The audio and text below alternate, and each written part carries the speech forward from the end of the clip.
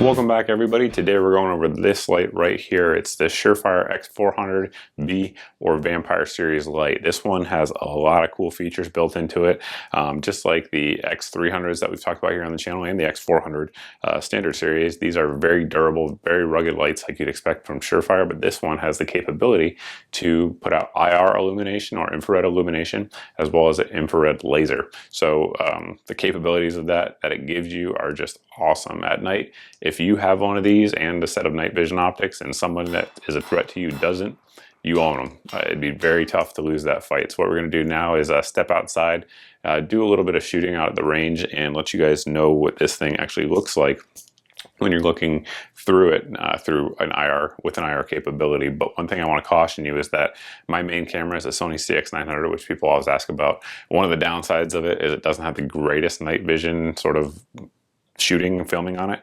So in real life, everything's way more clear than what you're seeing, but it'll still give you an idea of what this light can do.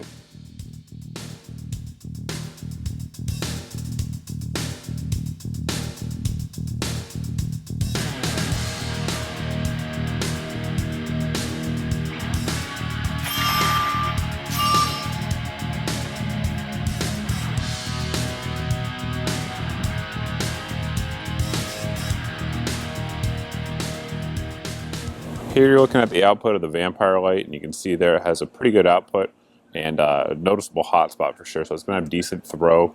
The spill is okay for a room; it'd be perfectly fine. And then we're going to compare that to here's the Surefire X300U. You can see there a much brighter hotspot overall. Not sure if that comes across here on camera, but it's a tighter pattern, and it's a little bit more of a neutral color than the X400 here. It has a little bit more of a whiter hue to it versus the 300 Ultra. Again, here we're looking at the Vampire light on white, and just to give you a comparison to another weapon light out there, this is the IntelliBeam Surefire Scout light. Pretty similar actually in terms of probably brightness. I'm not sure how well that comes across in your screen, but in real life they're pretty close in terms of what they look like. The big difference though is going to be on the spill. So here the Scout light has a little bit brighter spill in real life. Again, not sure how it's coming across on camera. This one has a similarly bright hotspot, but the spill is not quite as bright. Again, that's real life. Not sure how the camera's picking it up, but that's how they compare. The camera right now is turned on to night vision mode. That fence is still about 30 feet away, and right now we have just the light on. You can see there, you can clearly define objects like here, for instance, is exactly where the fence ends. And just searching up, you could see if anybody was standing there. Now we're going to go through different modes, switch it one over there on the bottom, and you can see now we have the light and the laser combo on there. Again, if you wanted to pinpoint it right there on the corner, no problem at all, knowing exactly what you're aiming at. And here, one more over, it's just laser only. So at this point, you have no IR illumination, and then all the way to the right is off. Again, back to the middle, and we have both. So the head of the light here works in three different ways. You can see this little dot here on the bottom, and basically when you have it on white, which is what WH is, it's going to put out white light that you can see to your eye, which we just saw there. You can turn that off, so that way no matter what you do, you can hit the switches and nothing will come out.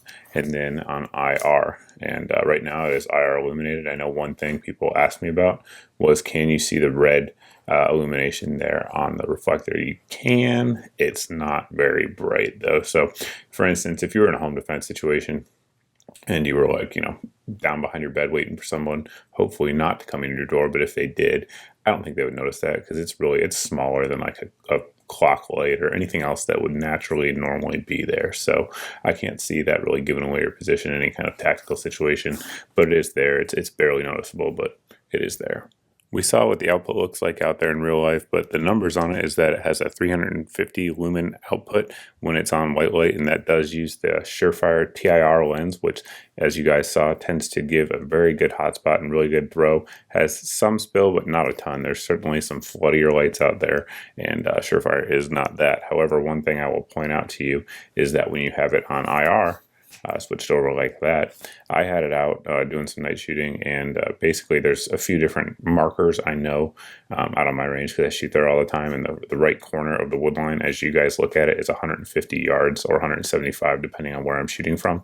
And out there I was shooting at 150 yards, and I could easily identify the trees with my night vision device. So that throw can come in handy if you're trying to shoot at a distance, like if you're using it for hog hunting or something like that. It's perfect for that. It won't have any issues illuminating targets with a decent set of nods out well beyond 100 yards. In addition to the lens being throwy, one other thing that contributes to that capability to see at distance is going to be the 120 milliwatts of power that's coming out there for that infrared beam. Now, in terms of the laser, it is a 0.7 milliwatt infrared laser. So some of you guys who are really up on that kind of stuff will know that is a eye safe laser. So if you accidentally put it in somebody's eye, say doing force on force training, you're not going to have an issue with that. They'll be just fine. There's no liability. You're not going to do any damage to them. So on that note, like you guys saw out there when we were doing the night look at it, it has a bunch of different modes here on the bottom, and basically you just toggle through them to have the actual setting that you want: light, laser, just light, etc. They're all an option for you, or off. The body of the light is type 3 hard anodized, so that way if you're maybe a patrol officer or something like that, you don't have to worry about it rusting on you or anything like that. You also don't have to worry about the water getting in there and damaging the circuitry of it because it is fully O-ring sealed. So the battery compartment is the main point of egress, or ingress rather, I should say, if there was water, and you can see it is sealed all the way around. And to open it, we're just going to push this little button down here, open it up. Sealed, as we just talked about, does come with two CR123 batteries. You can see there it tells you how to orient them in your light. So with that, we'll close it back up and I guess go over the toggle switch at this point. So a lot of people like Surefire's toggle switches. I'm a fan of them as well. They can either be activated by simply pushing them or pushing down on them for momentary, or up.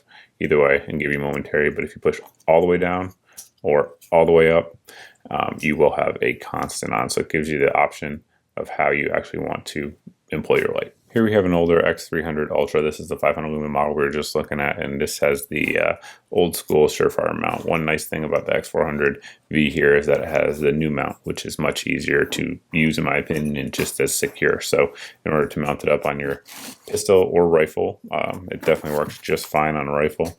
You're gonna want to just line it up like that and then just tighten down, and they recommend just hand tightening. There's no need for any sort of tools or anything like that.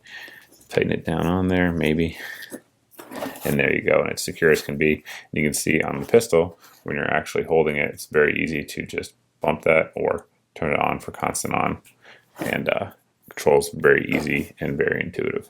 I think we hit most of the highlights of the light. I know one thing I neglected to mention was what we were using earlier for our night shooting, and that was the Armasight NYX14. These are a Gen 2 Plus monocular system. They work really well, especially at the price point. So I guess that sort of leads us over into the price point of this little sucker right here. It's quite expensive. It's one of Surefire's more expensive lights, and Surefire lights tend to be expensive as it is. But if you want, American made by Americans with really high levels of durability, Surefire is one light that I would always put on that list, and the X400V is on it. So checked the street price right before making this video, and it looks like it's coming in basically around the $700 mark, give or take. But like I said, it gives you awesome IR night vision capabilities, and just I think a lot of people that are looking at night vision capabilities in their home defense system are generally going to be looking at D-balls and at PLCs and stuff like that. And those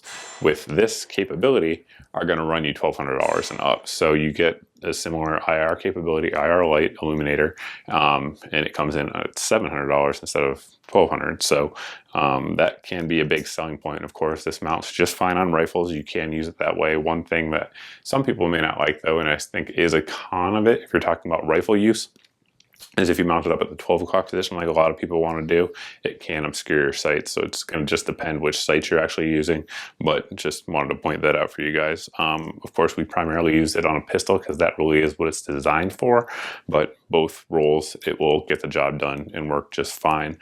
One thing I noticed I didn't talk about was that it does have screws there on the bottom for zeroing it to your actual pistol, because every pistol is going to be a little bit different. So once you set those, I believe they're called nylock screws.